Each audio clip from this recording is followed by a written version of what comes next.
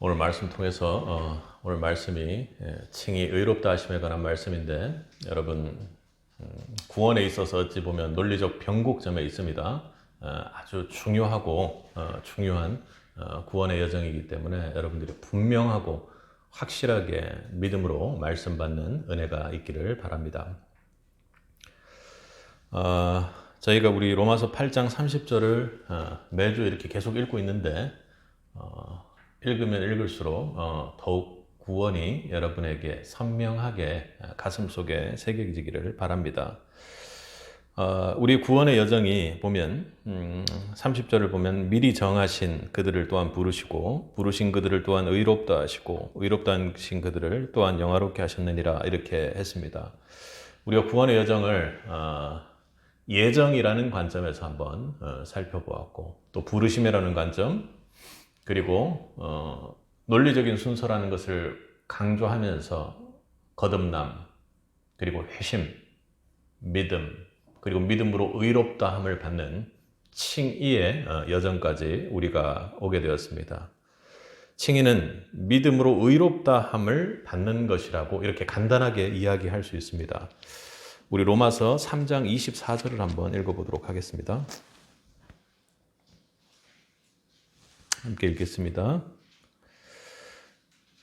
로마서 3장 24절입니다. 그리스도 예수 안에 있는 성령으로 말미암아 하나님의 은혜로 값없이 의롭다 하심을 얻은 자가 되었느니라. 그러니까 우리 입장에서 의롭다함을 칭의 여기에서 3장 24절에서 가장 강조하고 있는 것은 무엇입니까? 칭함을 받게 되었다라는 것입니다. 의롭은 사람으로 의롭다함으로 칭함을 받게 되었다라는 것입니다. 우리 스스로 의롭다고 칭할 수 없다라는 것을 이야기하는 것이죠. 그리고 우리 로마서 5장 10절을 한번 읽어보겠습니다. 함께 읽겠습니다. 곧 우리가 원수 되었을 때 그의 아들의 죽으심으로 말미암아 하나님과 화목하게 되었은즉 화목하게 된 자로서는 더욱 그의 살아남음으로 말미암아 구원을 받을 것이니라. 아멘. 그러니까 의롭다함을 받기 전까지는 화목치 못한 사람이었는데 하나님과의 관계가 의롭다함을 받음으로 인해서 우리가 전혀 의롭다함을 받을 수 없는 상태인데 회복되었다는 말을 지금 로마서 5장 10절에서 그렇게 합니다. 각각으로 보면 바울이 로마서를 쓰면서 칭의에 대한 개념, 의롭다 하는 개념에 대해서 계속 지속적으로 설명을 하고 있습니다. 우리 구원의 여정에 있어서 너무나도 중요한 우리 구원을 이해하는데 우리 구원을 받아들이는 데 있어서 중요한 근거가 되기 때문에 그렇습니다. 칭의는 사실 3장 24절에 이야기하는 것처럼 그렇게 딱 끝내고 나면 우리 인간이 그걸로 딱 끝나면 좋은데 끝나는 것이 아니라 우리 믿음의 부족과 연약함 때문에 계속해서 의심과 질문을 하게 됩니다. 그래서 칭의라는 개념은 매우 어려운 개념으로 신학적으로도 다루고 있습니다. 왜냐하면 우리의 개념이 아니라 하나님께서 우리를 의롭다 칭해 주신 것이기 때문에 우리 입장에서 의견이 분분할지라도 그것이 우리에게 선명하게 하나님 입장에서 이해하는 것이 더 중요하기 때문에 어렵게 느껴집니다. 역사적으로 보면 이 칭이라는 개념이 하나님의 주권 속에 있는 것이냐 아니면 인간이 어떤 조금 힘이라도 넣을 수 있는 개념이냐로 논쟁이 되고 논박이 되면서 칭이라는 개념 때문에 아무래도 신앙 안으로 성도들을 끌고 나오게 되는 그러니까 하나님의 주권이 아니라 사람이 무언가 할 수 있는 것처럼 조금 이렇게 말을 살짝 바꾸어서 그렇게 힘들게 했던 시기들이 있습니다. 가톨릭도 그랬고 어떤 하나님과 예수님에 대한 믿음을 가지고 있는 그런 어떤 종파들 그리고 그것이 뭐 설령 이단이라 할지라도 이런 이 칭의에 대한 부분부터 살짝 인간이 조금씩 개입하거나 아니면 자기를 교주라고 칭하는 그 누군가가 개입하거나 그리고 의롭다함을 칭하는 것은 오직 하나님의 주권인데 구원에 대한 감별사가 돼서 넌 의롭다함을 받았어 안 받았어 이런 얘기를 할 수 있는 영역으로 아주 심각한 문제가 될 수 있는 것이 우리가 역사 신학에서 다룰 수 있는 것입니다. 그리고 조직 신학의 관점에서 보면 이것이 어려움보다는 어찌 보면은 유익함이 있습니다. 그러니까 조직 신학 관점에서 이 구원, 칭의에 대한 개념은 정말 치열하게 막 싸웁니다. 그런데 이 치열하게 싸우는 과정들이 불필요하다 하지마 이렇게 할 것이 아니라 우리 입장에서는 이 조직 신학 관점에서 이 논리적인 논박 그리고 이성을 가지고 이 구원을 이해하려고 하는 인간의 이 논박을 통해서 오히려 하나님의 구원의 역사를 우리가 선명하게 이해할 수 있는 과정이 있기도 합니다. 왜 그러냐면 우리는 구원을 경험하고 있단 말이에요. 근데 옆에서 이렇게 신학자들이 논리적으로 논박을 해 주잖아요. 그러면 이 사람들이 이렇기 때문에 싸우고 있구나. 그리고 내 구원은 이런 과정에 의해서 일어나게 되었구나 하는 것을 우리가 영적으로 이미 알고 있기 때문에 그 신학적인, 조직 신학적인 것을 보고 오히려 우리의 구원을 선명하게 정리할 수 있다는 관점에서 보면 우리에게 유익이 있는 것이죠. 그리고 이 칭의는요, 우리 삶에 있어서 우리가 어떻게 살아야 되는지에 대한 승부의 관건과 관련되어 있습니다. 그러니 아까 우리가 말씀 시작하기 전에 제가 우리 구원의 여정에서의 변곡점이라고 얘기했는데 칭의 전과 칭의 후를 생각해 보면요. 우리가 엄청나게 부르심을 받고 난리를 치고 뭐 했어도 우리 상태로 보면 법적으로 신분적으로 심판받을 수밖에 없는 사람인 겁니다. 그러니까 하나님과의 진노의 관계에 있는 사람이었다면 명확하게 구분지어서 하나님께서 너 이제부터 괜찮은 애야. 너 이제부터 심판받을 일이 없는 애야 라고 칭해 주시기 시작하는 딱 정확한 스팟의 시점이기 때문에 우리에게 완벽한 변곡점의 계기가 된다는 것이죠. 그러면 내가 이렇게 완전히 바뀐 신분과 위치를 가지게 됐다는 것이 너무나도 중요하기 때문에 우리의 삶이 어떻게 살아져야 되는지에 대한 것도 그대로 연결이 된다는 것이죠.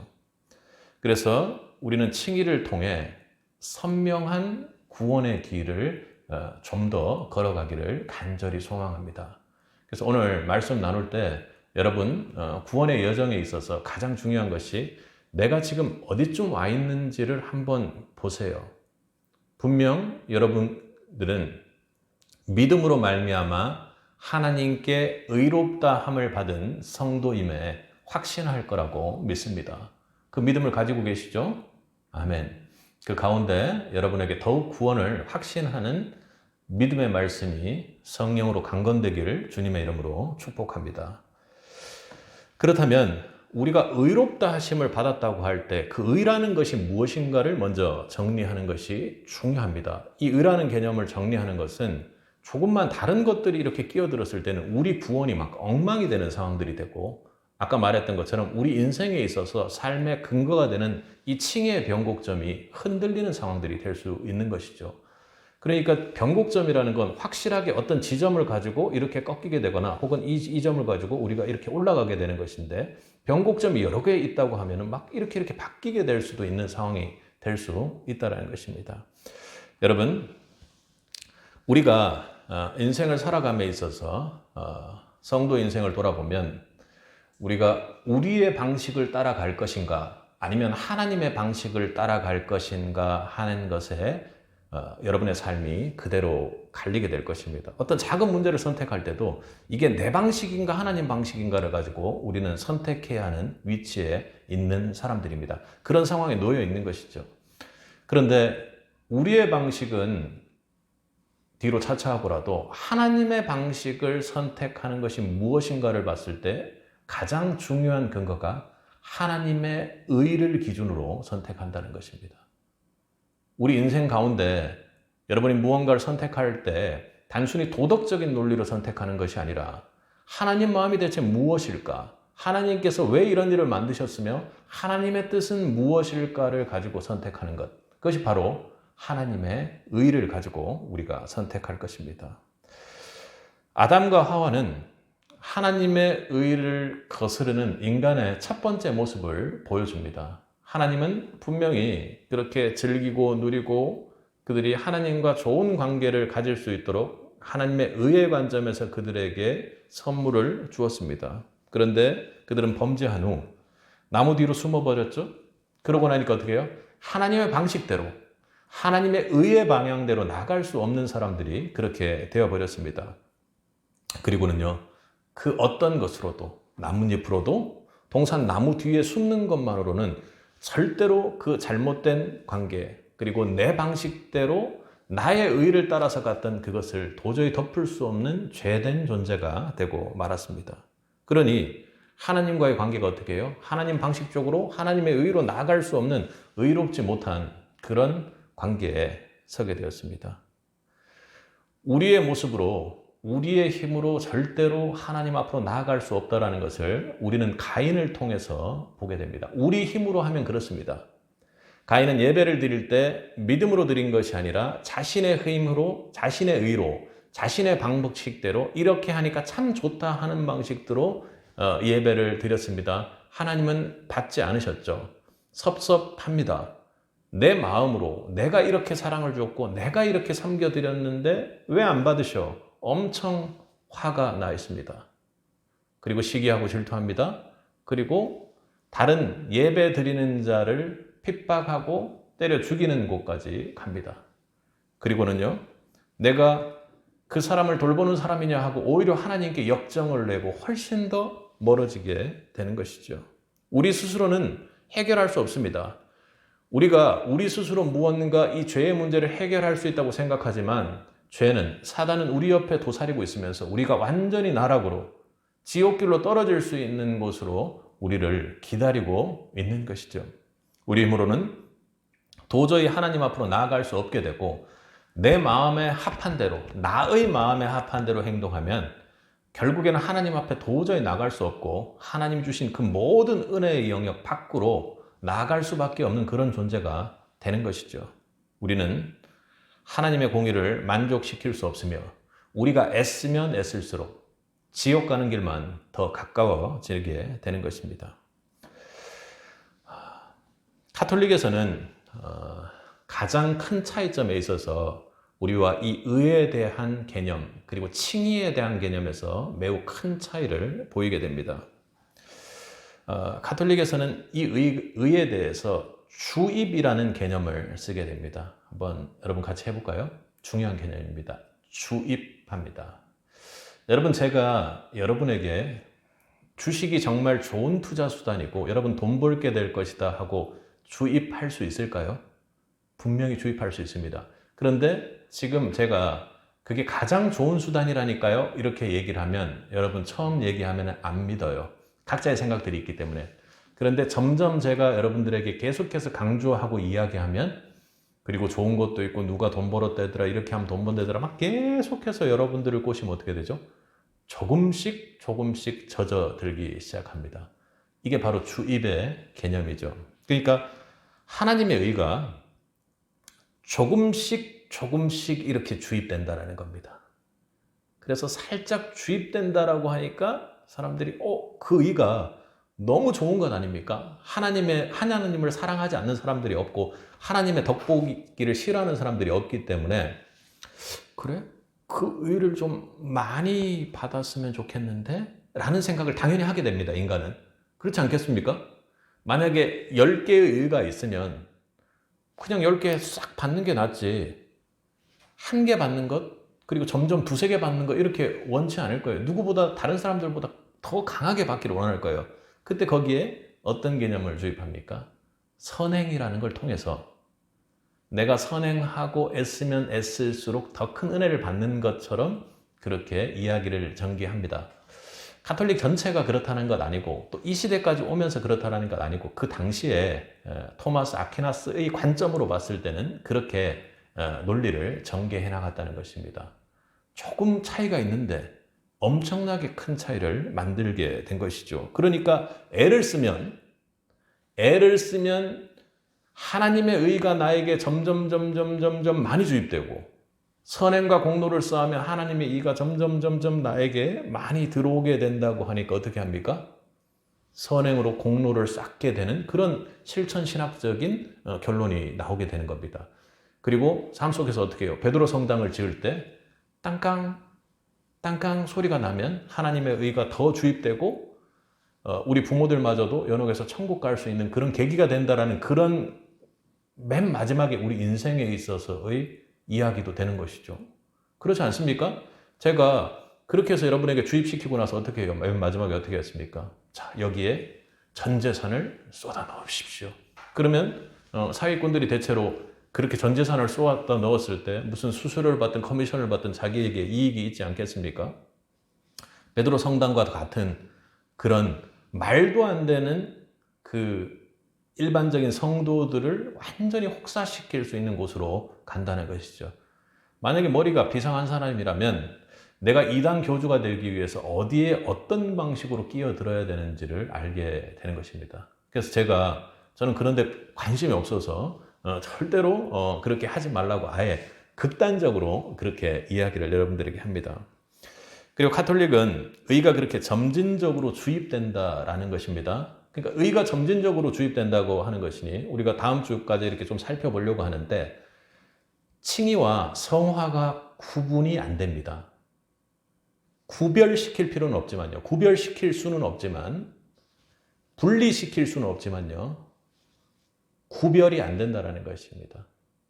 그러니까 뭉뚱그려서 하나로 이렇게 된다라는 것이죠. 그러니까 칭의마저도 성화마저도 점진적으로 무언가 이루어지는 과정에 있다고 하니까 이 땅에서 우리가 주님께서 미완으로 완성해 놓은 구원을 완성시켜야 되는 것처럼 그런 신앙이 생기게 된다는 것이죠. 제가 가장 싫어하는 것이 성도들을 억지로 기도회를 통해 가지고 기도시키는 것입니다. 하나님을 너무 사모하는 마음으로 하나님 앞에 나와서 자기 스스로 기도해야 되는 것이죠. 그리고 어이쿠 내가 기도를 안 하니까 하나님이 엉덩이짝을 이렇게 때리시는구나 하고 와가지고 정신 차리고 와서 기도하는 거. 물론 간절하게 강력하게 성령의 역사로 기도할 때가 인생 중에 있는 것입니다. 자연스러운 역사이고 하나님 앞에 나아가서 기도로 교제를 우리가 해야 되는 것이죠. 근데 사단이 자꾸 못하게 막는 어떤 그런 과정으로 이해를 해야 되는데 억지로 기도를 쌓고 억지로 무언가를 하고 무언가 내가 신앙생활을 열심히 하게 되면 그 공로가 쌓여가지고 예수를 더욱더 잘 믿게 되고 구원을 이루어 나간다는 쪽으로 간다면 우리는 그 하나님은 믿지 않기를 차라리 여러분에게 권고합니다. 단편적이고 점진적인 구원의 과정이 아니라는 것이죠. 우리가 믿는 개신교는 카톨릭으로부터 나와서 생긴 그런 종교가 아닙니다. 그런 믿음이 아니에요. 우리는 초대교회의 믿음을 그대로 이어가는 그런 믿음이라고 여러분들이 이해를 해야 합니다. 칭이라는 것은요, 법적인 지위가 완전히 바뀌는 것입니다. 우리의 위치가 바뀌는 거예요. 아까 말씀드렸던 것처럼 이제부터 넌 괜찮다 하고 하나님께서 칭해 주신 것입니다. 우리 3장 21절 여러분들이 우리 말씀으로 한번 나눴던 겁니다.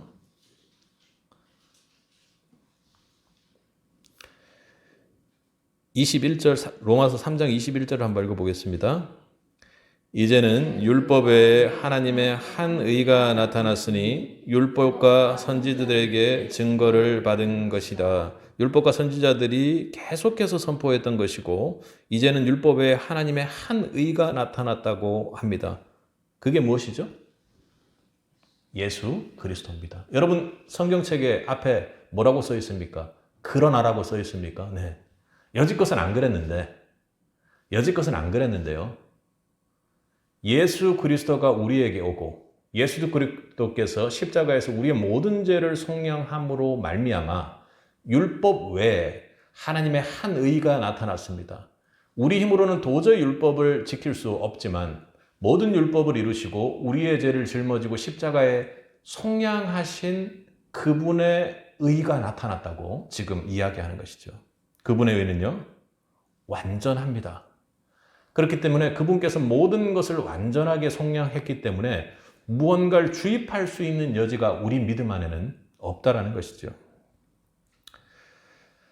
우리 개신교는 여러분이 믿고 있는 고백하고 있는 신앙은요,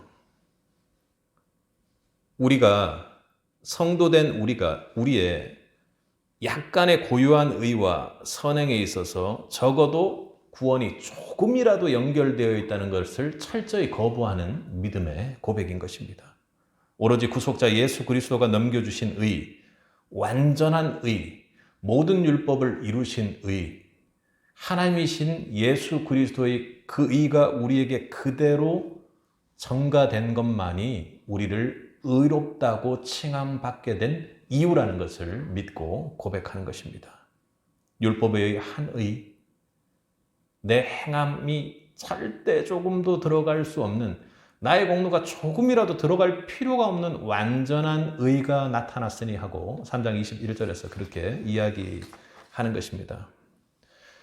죄를 갚는 어떤 행위에 의해서, 그러니까 죄를 지었으니 좀 착하게 하면 내가 구원받는 그런 행위에 의해서 우리의 구원이 결정되고 우리의 의롭다함이 결정되었다라는 것이 아니라는 것입니다. 그러니 우리의 인간 상태에 의해서 구원받는 것이 아닙니다. 극단적으로 믿지 않는 자들, 그리고 또 믿는 자들 중에서도 그렇다면 살인을 저지른 자도 구원을 받느냐 이렇게 이야기하는데 그건 전제가 잘못되었습니다. 만약에 살인을 저지른 자가 하나님께서 예정하시고 부르시고 그리고 거듭나며 주님 앞에 전심으로 회개하고 믿음을 은혜로 받았다면 그건 당연히 구원받는 것입니다. 왜요? 예수 그리스도의 보혈의 피로 말미암아 그를 의롭다 하셨을 것이기 때문입니다. 그걸 막 후벼 파서 정말 그렇게 했겠어라고 생각하는 것은 그건 우리의 인간의 욕심 때문에 생기는 일이고 하나님의 구원은 그렇게 선명하다고 이야기하는 것입니다. 죄가 그리고 죄를 커버하는 우리 인간의 선한 행위가 우리 인간의 상태가 절대로 구원과 관련될 수 없다라는 것이 칭의의 교리고 오늘 로마서에서 이야기했던 것과 똑같은 교리로 바울이 일관적으로 로마서에서 이야기하고 있는 것입니다. 십자가의 단번의 행위로 완전히 이루어졌습니다. 여러분들이 뭘 구원을 위해서 하려고 하지 말라는 것입니다. 주님이 이루셨기에 완전하고 그 완전한 십자가의 구원을 믿는 믿음으로 여러분들이 구원받게 된다는 것입니다. 그리스도의 사역으로 성취된 한 번에 이루어진 온전한 의가 있는데 왜 자신의 불완전한 행동과 의를 믿는지 여러분 한번 고민해 보시기 바랍니다. 오로지 믿는 자에게 그리스도의 의가 덧입혀지는 것입니다.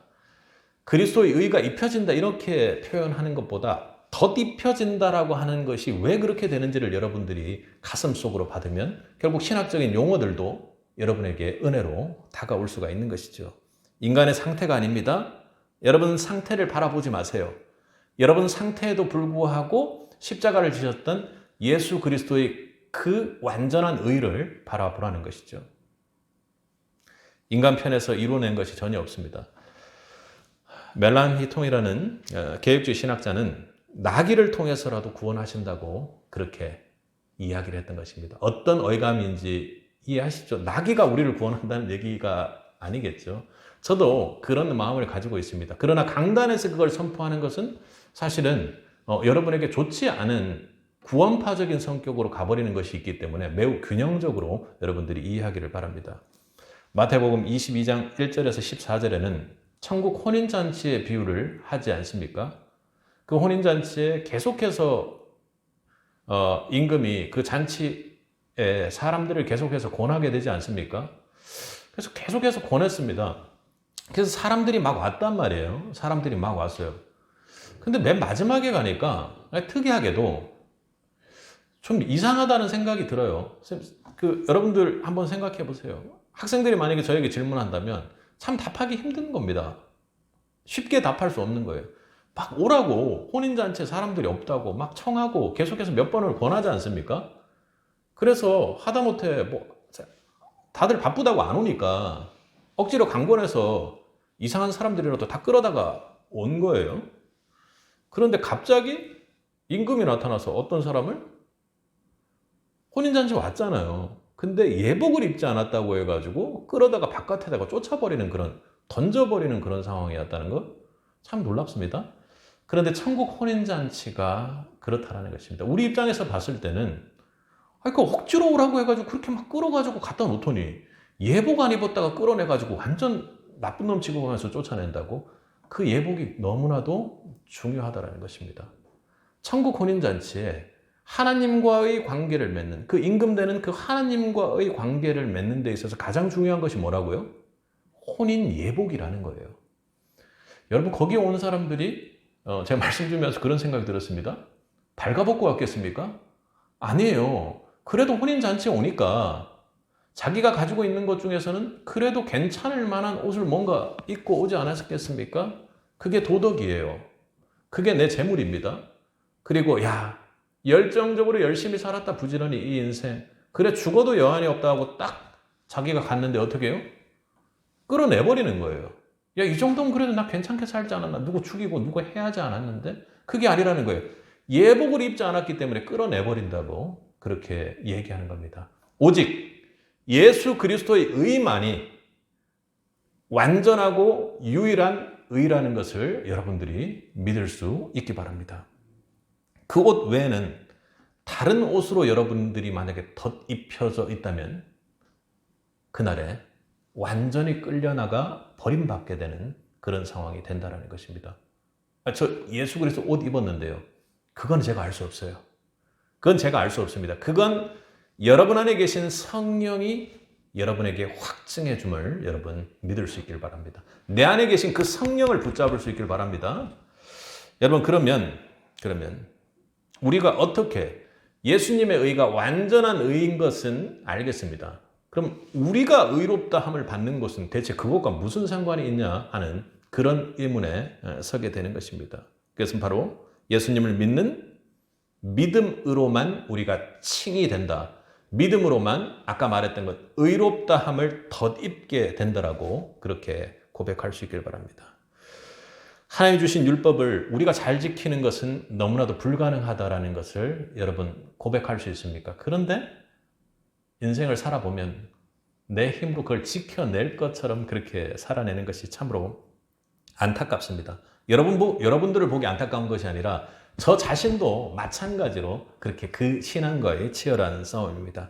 우리 힘으로는 절대로 불가능하시죠. 지키는 것이 불가능합니다. 사람끼리야 저 사람 좀 괜찮아, 참 의로운 사람이야, 하나님 의 안에서 잘하고 있을 거야 이렇게 주장할 수 있겠지만 우리 모두 어디 가서 하나님 앞에 우리 4명이 가가지고 심판받는 그 위치에 선다면 무슨 말을 하겠습니까? 하나님은 우리의 모든 것까지 세밀히 아시는 분이라는 그 정도는 우리가 알고 하나님 앞에 서지 않겠습니까? 하나님 심판대 앞에 그 누구도 의롭다 할 수 없을 것입니다. 로마서 3장 10절에 의인이 없다고 한 것에 나는 자유로울 수 있습니까? 저는 자유로울 수 있습니까? 여러분 자유로울 수 있어요? 불가능한 일입니다. 의인이 없다는 것을 전적으로 동의하고 고백하는 것이 여러분의 깊은 신앙 가운데 나올 수 있길 바랍니다. 그리고 우리 오늘 아까 24절을 읽었던 3장 20절을 한번 볼까요? 보겠습니다. 20절 그러므로 율법의 행위로 그의 앞에 의롭다 하심을 얻을 육체가 없나니 율법으로는 죄를 깨달음이라. 그러니까 율법을 지키는 것만으로 의롭다 함을 받을 육체가 이 땅에는 아무도 없다라는 것입니다. 여러분 아멘이십니까? 그거 고백해야 거기에 하나님께서 은혜로 여러분에게 믿음을 부어주십니다. 여러분 그러면 우리는 의롭다 하심을 어떻게 얻는다고 이야기합니까? 3장 22절을 한번 볼까요? 곧 예수 그리스도를 믿음으로 말미암아 모든 믿는 자에게 미치는 하나님의 의인이 차별이 없느니라. 아멘. 예수 그리스도를 믿음으로 말미암아 모든 믿는 자에게 미치는 하나님의 의인이 차별이 없는 것입니다.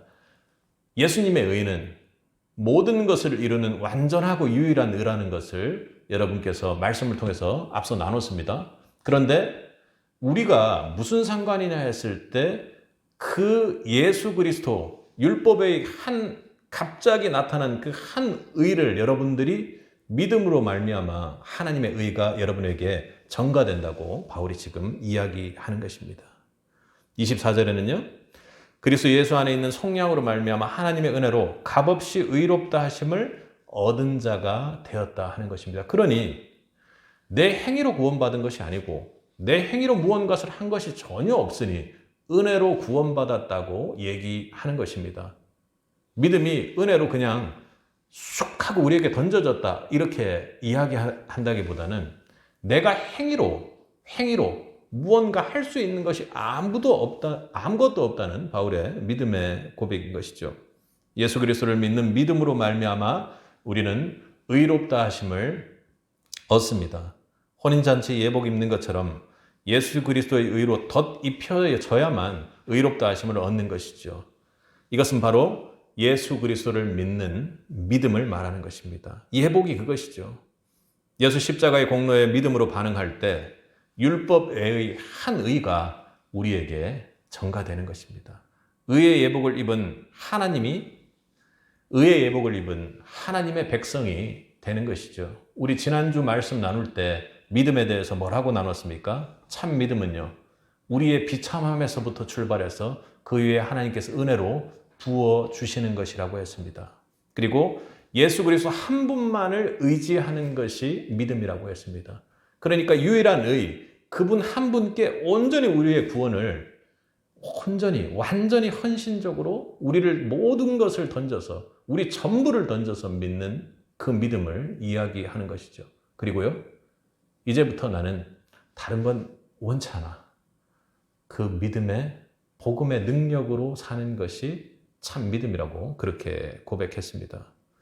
여러분, 믿음의 능력으로 산다는 것은 아브라함이 그랬던 것처럼 믿음이 도저히 생기지 않을, 모든 생식기가 다 끊기고 절대로 아이를 낳을 수 없는 그때까지도 그 상황을 보면 좀 믿음이 약해진 것 같은데요.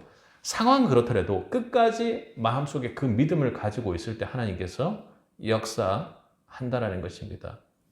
그 믿음의 능력으로 산다는 것은 끝끝내 하나님께서 약속하셨다면 반드시 이룰 것이라는 것을 믿는 믿음인 것이죠.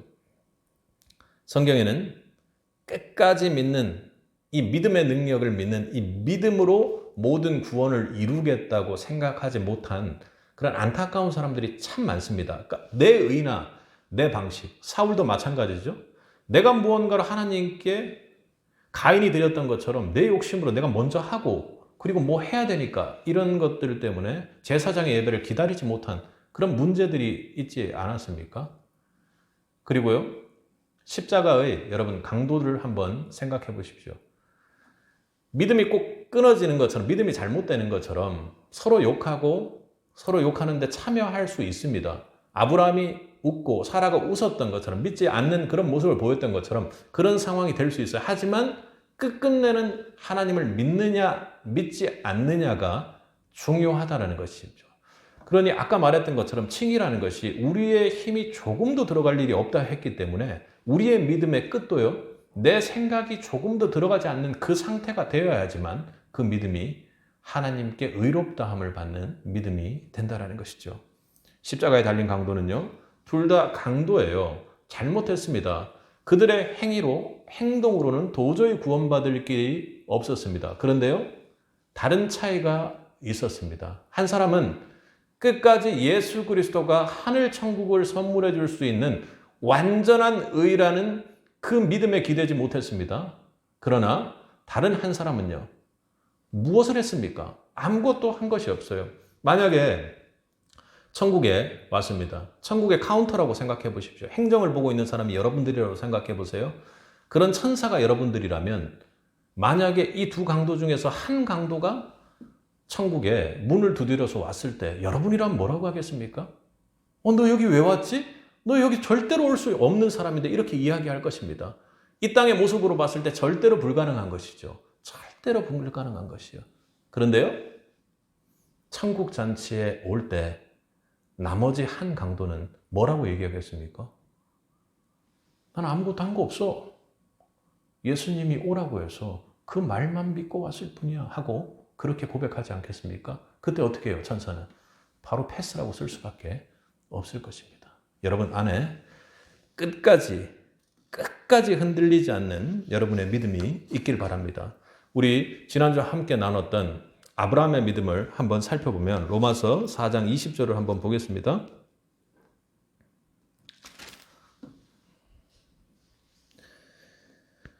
쭉 한번 읽어보겠습니다. 믿음이 없어 하나님의 약속을 의심하지 않고 믿음으로 견고하여져서 하나님께 영광을 돌리며 약속하신 그것을 또한 능히 이루실 줄 확신하였으니 그러므로 그것이 그에게 의로 여겨졌느니라. 아멘. 그런데 지금 믿음이 없는 상황에서 아브라함은 어떻게 해요? 끝까지 믿음을 놓지 않고 끝까지 믿었는데 그것이 아브라함에게 의로 여겨졌다고 얘기합니다. 그리고 더 중요한 구절이 나오는데요. 23절부터 함께 읽겠습니다. 23절, 24절까지 읽겠습니다.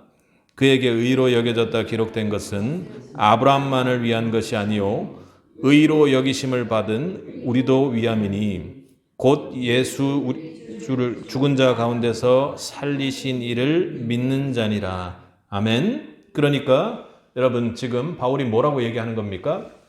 아브라함도 할례하고는 전혀 상관없는, 행위하고는 전혀 상관없는 때에 끝까지 믿음으로 하나님께서 의로 여겼다고 지금 이야기를 합니다. 그것이 거기에서 끝나는 것이 아니라 우리의 믿음의 조상이라고 아브라함을 이야기하는 것은 다른 것이 아니라 예수 그리스도를 믿는 믿음으로 의롭게 여김을 받은 우리에게도 해당된다고 그렇게 고백하고 있는 것입니다. 예수 그리스도만을 믿는 믿음이 여러분에게 있기를 주님의 이름으로 축복합니다. 여러분이 믿는 십자가의 능력이 여러분을 반드시 의롭다 해 놓았을 것입니다.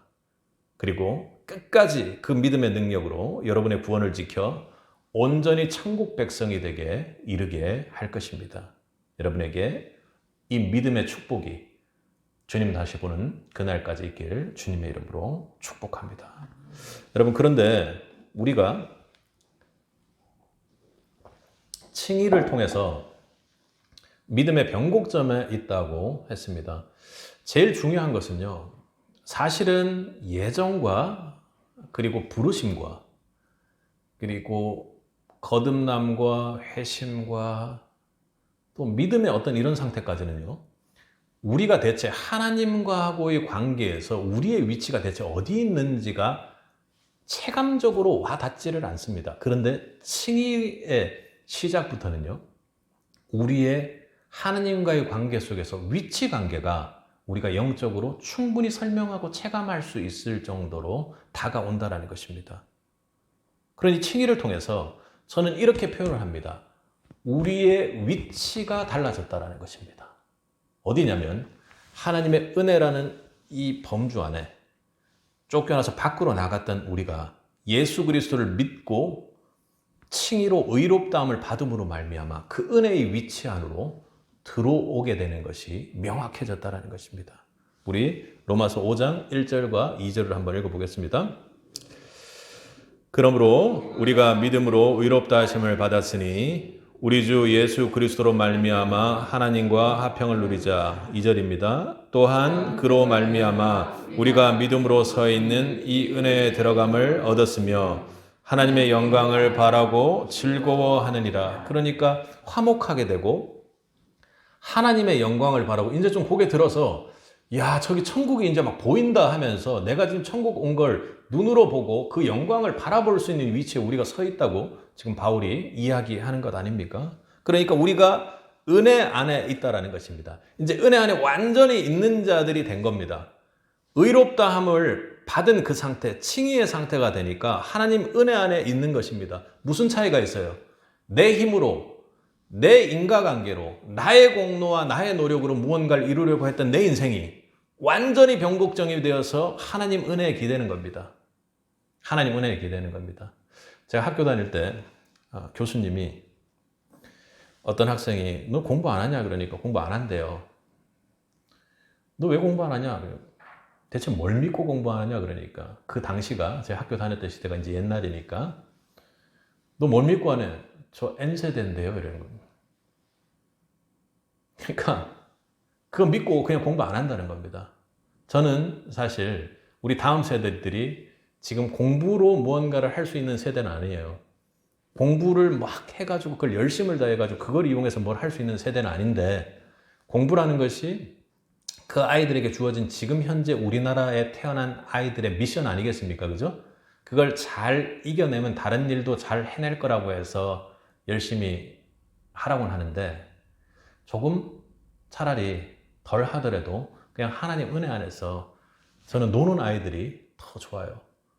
밖에서 놀고 이런 거 말고 하나님 은혜 안에서 교회에서 놀고 교회에서 하고 그런 아이들이 오히려 더 제 마음에 보기에 편해요. 그런 아이들이 확실히 잘 될 거라는 보장은 있어요. 세상적으로도. 하나님 은혜는요, 인과관계가 없어요. 원래도 우리가 하나님 은혜 안에 들어올 때 전혀 들어올 수 있는 자격이 없는 상태에서 들어왔잖아요. 걔를 통해서 무언가를 한다니까요. 그리고 공부가 필요하다면 할 수 있는 아이로 만든다는 거죠. 여러분도 인생을 살아보시니까 1년, 2년 좀 늦어지는 게 중요한 게 아니라 지금 와도 뭔가 못해가지고 내 의사결정을 잘못해서 얼마나 어른들마저도 흔들립니까? 근데 아이들은 기회가 많은 애들이거든요.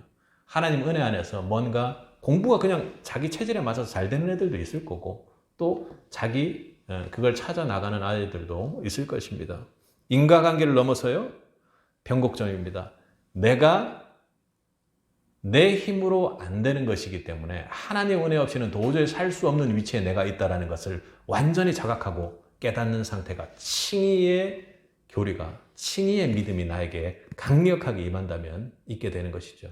그리고요, 또 하나는 절대로 세상의 방식을 쓰지 않습니다. 이건 죄를 짓지 않는다는 건 말고요. 자기 머리를 절대로 쓰지 않는다는 거예요. 뭘 쓸까요? 뭘 쓰죠? 기도의 힘을 믿습니다. 하나님 약속의 힘을 믿습니다. 그리고 말씀의 힘을 믿습니다. 그리고 순종하면요, 그걸 이루어 나가시는 분이 하나님이라는 성령의 역사를 믿게 되는 것입니다. 그러니까 하나님이 내 아버지시고 그리고 예수님께서 나와 항상 함께 하시며 성령님께서 역사한다라는 것을 완전히 믿는 거예요. 그 위치가 나의 위치라는 게 명확한 겁니다. 그리고 우리가 다음 세대를 위해서 기독학생의 신분으로서의 위치가 명확해야 된다고 할 때 칭이 이 의롭다 하심의 믿음이 너무나도 기쁘고 즐거운 정도가 되면 그렇다는 것입니다. 그리고 인생 가운데서도요, 내 위치가 명확하게 나오니까 뭐라고 얘기를 하는 겁니까? 하나님을 예배하는 기독학생이라고 얘기하는 겁니다. 하나님을 예배하는 성도라고 얘기하는 것이죠. 그리고 세상 방식으로 사람들이 이야기하고 이렇게 하자고 무언가를 이야기할 때도 전혀 믿지 않습니다. 이단에게 끌려갈 일이 없는 것이죠. 무슨 소리를 하느냐?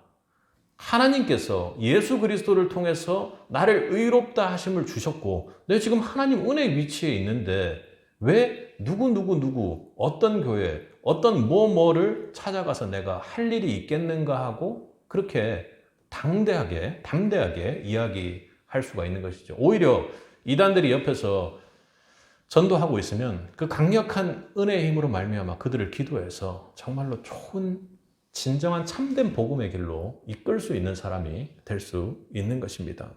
여러분, 우리 교회가 하나님 은혜 안에서 기도하는 교회가 그리고 우리 성도님들이 하나님 은혜 안에서 여러분 삶 가운데 기쁨으로 하나님 영광 바라보고 예배할 수 있기를 바랍니다. 우리 구원의 여정에 있어서 의롭다 하심을 받는 자들은요, 칭의를 받은 이 사람들은 가장 중요한 것이 결코 정죄받지 않습니다. 결코 저주받지 않습니다. 그 누가 나를 미워하고 뭐 한다 해도 거기에 신경 써가지고 염려하거나 걱정하지 않는 것입니다. 사탄은 언제나 우리가 은혜 안에 있음에도 불구하고 하나님 앞으로 나아가는 그 특권을 사용하지 못하도록 만듭니다. 우리를 방해해요. 우리의 구원의 길이 넘어지도록 실족하도록 만듭니다. 그리고 구원받지 못했는데 하나님의 어떤 부르심 속에서 무언가를 가는 그 여정들 있잖아요. 그 여정들이 더뎌지도록 넘어지도록 그렇게 만듭니다. 은혜 안에 있는 사람들이 은혜 밖으로 튕겨져 나가도록 그렇게 사단은 도사리면서 만든다는 것이죠. 그러나 하나님 앞에 완전하신 예수 그리스도의 의로 말미암아 의롭다 하심을 받은 자는 절대로 심판받거나 정죄되지 않는다는 그런 믿음을 가지게 되는 것입니다. 우리 33절과 34절, 8장 34절 읽어보겠습니다.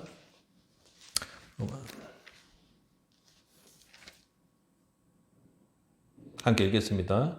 누가 능히 하나님이 택하신 자들을 고발하리요? 의롭다 하시는 하나님이시니 누가 정죄하리요? 죽으실 뿐 아니라 다시 살아나신 이는 그리스도 예수시니 그는 하나님 우편의 자요 우리를 위하여 간구하시는 자신이라. 아멘. 그러니까 하나님이 나를 옳다 했는데 너 뭐야? 이런 얘기를 할 수 있다는 것입니다. 하나님이 나를 축복하고 하나님 백성으로 의의 옷을 더 입혀줬는데 나 빨리 결혼식장 가야 돼 이런 얘기밖에 할 수 없다라는 것입니다. 사단이 아무리 우리를 괴롭히더라도 야, 하나님이 나를 의롭다 하셨는데 네가 대체 나를 어떻게 고발할 수 있고 어떻게 나를 나쁜 사람 만들 수 있단 말이야 하나님 앞에서 라고 이야기할 수 있는 것입니다. 그리고 내가 받은 의는 그냥 단순한 의가 아니야. 지금 나를 위해서 하나님 우편에서 너희들을 다스리는 바로 그분 예수 그리스도, 너에게 언제나 승리할 수밖에 없는 예수 그리스도, 그분께서 우리에게 주신 의로 나를 의롭다 하고 계시다니까 하고 그렇게 이야기할 수 있는 것입니다. 사단은 우리의 약점을 잡아놓고 여러분의 제 어떤 부분들, 여러분의 약점들, 여러분의 연약함을 가지고 여러분들을 넘어뜨리려고 참수합니다. 하나님께 우리 개혁개정의 말로는 고발하는 것이죠. 그러나 우리는 하나님께 이미 의롭다 하심을 받은 자들입니다. 그리고 우리가 연약해서 넘어지고 힘없을 때, 영적으로 침륜되어 있을 때 너 같은 애에게, 너같이 이렇게 침체되어 있고 너 같은 애에게 구원의 복이 주어질 일이 없다고 그렇게 이야기합니다. 우리 가족을, 우리의 자격을 가지고 심판에 붙이겠다고 합니다. 그럼 우리는요, 머릿속으로 무슨 생각을 합니까? 아, 내가 그렇지 하고 나의 모습을 보는 거예요. 그러지 마시고 칭의받은, 의롭다함을 받은 성도라면 하나님께서 주신 그 십자가의 의를 바라볼 수 있기를 바라는 것입니다. 아무리 여러분들을 정죄한다 할지라도 절대로 하나님 앞에서 의롭다함을 받지 못할 일이 없다. 왜? 예수 그리스도의 십자가를 바라볼 때만 가능한 일이죠. 이럴 때 여러분, 우리의 믿음의 근거가 정확히 없다면 참으로 우리는 낙담하고 낙심하고 잘못된 길로 빠져가고 그리고 무언가 있는 것처럼 이단에 끌려가기 십상입니다. 그렇기 때문에 조직신학적으로 막 쪼개놓고 이렇게 보는 구원의 여정 가운데서도 우리가 얻는 유익이 무엇인지를 정확하게 알고 영적으로 우리가 정확하게 마음속에 하나님께서 말씀의 은혜가 임하게 되면 강력한 신앙으로 자라나게 되는 것입니다. 여러분, 바로 그 근거가 칭의, 의롭다 하심의 은혜입니다. 우리 앞서 읽은 로마서 5장 1절에서는 뭐라고 이야기를 합니까? 여러분, 우리가 믿음으로 이미 의롭다 하심을 완료되게 받았다고 고백하는 것입니다. 앞으로 받을 것이 아니라 하나님께서 지금 의롭다 했다니까, 예수 그리스도를 믿는 믿음으로 말미암아 의롭다 하심을 완료했다니까. 그러니 이제는 하나님 앞에 우리가 화평을 누리고 하나님의 영광을 바라보는 자로 이제 나아갈 수 있는 기회가 우리에게 와 있는 상태라고 우리의 위치를 명확하게 그렇게 이야기해 주는 것입니다. 왜 예수님을 믿어 의롭게 된 사람은 정죄가 없다고 합니까? 우리를 위해서 간구하시는 분이 하나님이시요, 하나님 우편에 앉아 이 모든 만물을 다스리는 만왕의 왕이신 예수 그리스도이기 때문에 그렇습니다. 아무리 강도처럼 저주받을 인생이라 할지라도 예수 그리스도가 오늘 밤 너와 천국에 함께 하겠다고 약속하시고 그 말씀을 믿음으로 하나님께서 의롭다 하신 그 사람은 그 어떤 누구도 하나님 앞에 고발하고 송사할 수 없다라는 것을 바울은 칭의 교리를 통해서 이야기를 하는 것입니다. 칭의는 우리가 죄인일 때 했던 일입니다. 칭의는요, 의롭다 하심을 주는 이 말씀은 우리가 의롭지 않을 때 했던 하나님의 한량없는 은혜입니다. 우리가 경건하지 않을 때, 우리가 믿지 않을 때, 우리가 원수 되었을 때, 연약할 때 하나님께서 우리에게 한량없는 은혜로 아들 독생자를 내어주셨기에 가능한 것입니다. 여러분 믿습니까? 그 믿음이 사실은 이 칭의 교리에 우리 구원에 도저히 끊을 수 없는, 도저히 믿지 않을 수 없는 은혜의 영역인 것입니다. 사실은 우리 구원이 하나님께서 의롭다 하시는 칭의라는 교리를 근거로 가지고 있는 것은 아닙니다. 교리는 교리일 뿐 그것에는 그 어떠한 힘도 없는 것입니다. 하지만 하나님께서 하시는 말씀은요. 무엇입니까? 그 모든 것의 근거가 내가 너희들이 죄인 되었을 때 사랑함으로 말미암아 아들을 내어준 내 사랑으로 말미암아 일어난 것이라고 주님께서 말씀하시는 것입니다. 오늘 말씀은 우리 35절부터 39절까지를 함께 읽고 말씀을 마치도록 하겠습니다. 완전한 예수 그리스도를 믿는다. 그 믿음 자체에 대한 근거는 우리가 어디에서 찾을 수 있는 것입니까? 그것은 바로 하나님 사랑 앞에서입니다. 35절부터 함께 읽겠습니다. 누가 우리를 그리스도의 35절입니다. 누가 우리를 그리스도의 사랑에서 끊으리요? 환난이나 공고나 박해나 기근이나 적신이나 위험이나 칼이랴.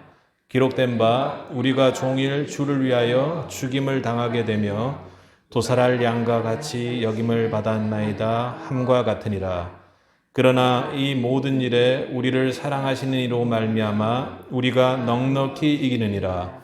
내가 확신하노니 사망이나 생명이나 천사들이나 권세자들이나 때일이나 장래일이나 능력이나 높음이나 깊음이나 다른 어떤 피조물이라도 우리를 우리 주 그리스도 예수 안에 있는 하나님의 사랑에서 끊을 수 없느니라. 아멘.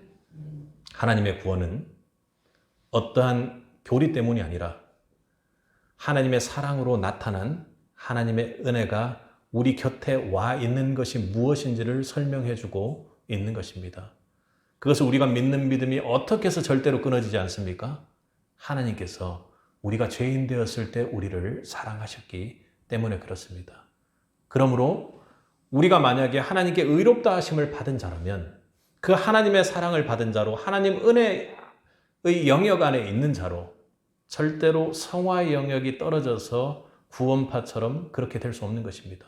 그래, 하나님께 의롭다 하심을 받았다면 나는 그냥 죄를 계속 지어도 그냥 구원받겠네 하는 그런 소리가 나올 수가 없다라는 것이죠. 왜요?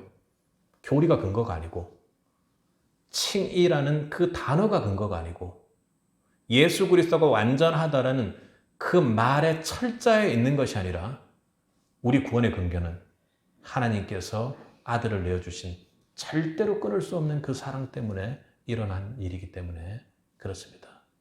여러분 안에 있는 그 구원의 여정 가운데 그 의롭다 하심이 하나님 은혜의 영역 안에서 더욱 풍성하게 여러분에게 임하기를 주님의 이름으로 간절히 축복합니다.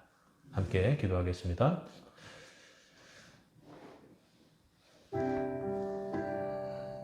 사랑과 은혜가 풍성하신 아버지 하나님, 저희 삶을 돌아보면 주님께서 의롭다 하심을 주고 그것을 믿는다고 고백하면서도 여전히 나의 의로 나의 방식대로 살아가는 우리의 모습들을 봅니다.